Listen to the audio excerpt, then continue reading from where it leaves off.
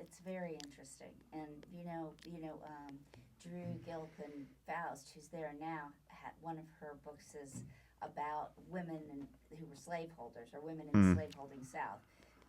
So as we go forward, we definitely would like to try to talk to her about this because of the influence of Harvard and Mm. those people on that particular. Yeah. Saxton Mm. didn't graduate from Harvard. Yeah. I guess his father But did. one of the things I hope you'll address is obviously all the names you had except for Dickinson and Fuller were men. The women were important too. There was strong anti-slavery societies. There were female anti-slavery societies, and even within the abolitionist movement, there was a lot of disruption because women were very strong abolitionists, and they began to argue, well, if we're going to free the blacks and give them rights, why can't we have rights too? And Garrison and other people pushed back and said, well, we do. The first thing we need to do is free the slaves. Then we'll get to you. And of course, they never did. But there's a fascinating book on the conquered female anti-slavery societies in the way that throughout the 1850s, the women in town kept the pot boiling and kept people in that town aware of abolitionist sympathies in ways that didn't get into the history book because women don't write history. That's correct.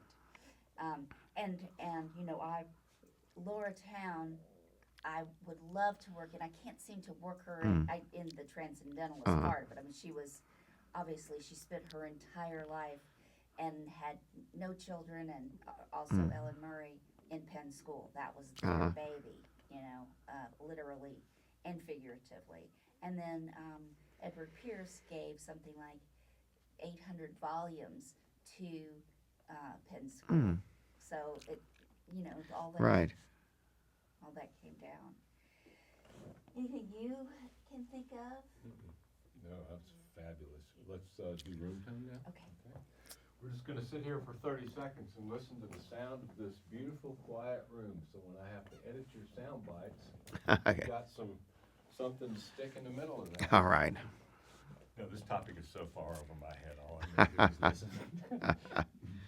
But if you go one step further with this, the person you must talk to is the one who's writing the biography of Higginson. And her name is Sandra Harbert Petrolinas, and she's at Penn State Altoona. You don't need to write that down. I just recorded that. And she also did a book on anti-slavery in Concord in the 1850s, so she'll be a good interview. All right, let's do 30 seconds of room tone, and Mark?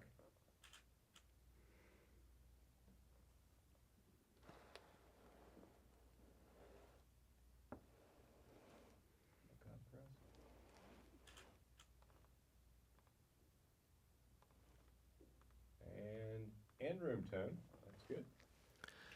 Okay. Well, I sure would like to stay in contact, and anything else that you can think of, anybody else.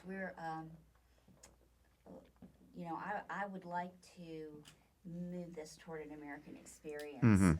And what I was just telling Jamie this morning, I just got back from